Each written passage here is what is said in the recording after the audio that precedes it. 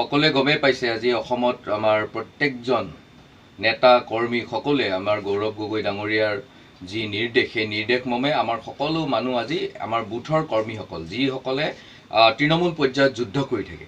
আজি মই বৰপেটাৰ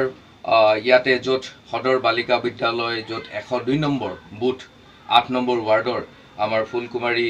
দাস বাইদেউৰ ঘৰত আহিছোঁ। তেওঁ যথেষ্ট ইয়াতে যুদ্ধ কৰি থাকে। আমাৰ শৈলেন দাস ডাঙৰীয়া আছে, তেওঁলোকে তৃণমূল পৰ্যায়ত যুদ্ধ কৰি থাকে আৰু এইসকলেই হৈছে আচল শক্তি, যি শক্তিৰে আমি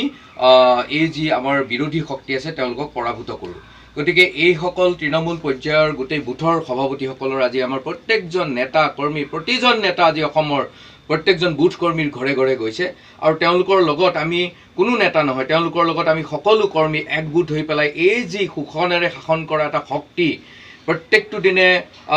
মানে বিজেপি চৰকাৰে এই জাতি মাটি ভেটি কোৱাৰ চৰকাৰখন, তাৰপিছত 16 মেত বাংলাদেশী খেদি পঠোৱাৰ যি বিভিন্ন ধৰণৰ ভুৱা কথা কৈছিলে, এই চৰকাৰখনৰ বিৰুদ্ধে আমি বুথৰ কৰ্মীৰ লগত থাকি গাঁৱৰ ঘৰে ঘৰে প্ৰত্যেকৰ ঘৰে ঘৰে আমি যাবলৈ এতিয়া আমি প্ৰস্তুত হৈছোঁ, মানসিকভাৱে প্ৰস্তুত হৈছোঁ আৰু বুথবিলাক শক্তিশালী কৰাৰ ক্ষেত্ৰত কেনেধৰণে কৰিব এই কথাবিলাক আমি আজি ইয়াতে বুথৰ কৰ্মীসকলৰ লগতো পাতিছোঁ। আজি মই বৰপেটাত আহি পেলাই মোৰ নিজৰে ভাল লাগিছে। বৰপেটাত ইয়াতে নহাটীত এই কীৰ্তন ঘৰৰ ওচৰত ইয়াতে আহি আমাৰ 102 নং বুথৰ ফুলকুমাৰী বাইদেউৰ ঘৰত আহিছোঁ, আমাৰ শৈলেন্দাৰ লগত আমি কথা পাতিছোঁ আৰু এওঁলোকেও আমাক কৈছে যে যুঁজি যোৱা আমি তৃণমূল পৰ্যায়ত আছোঁ, এইবাৰ বিজেপিক গৌৰৱ গগৈৰ নেতৃত্বত সকলো নেতা কৰ্মীয়ে পৰাভূত কৰিব লাগিব। শংকৰ মাধৱৰ দেশখন, শংকৰ ৰাজানৰ দেশখন, জ্যোতি বিষ্ণুৰ দেশখন, সকলো জাতি জনগোষ্ঠীয়ে পৰিপূৰ্ণ থকা দেশখন আমি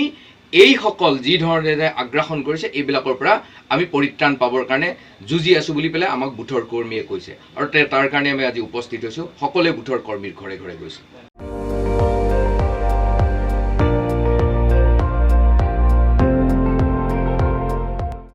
আপুনি চাই আছে ND24, সৰ্বশ্ৰেষ্ঠ নহয় সৰ্বোত্তমৰ দৌৰ।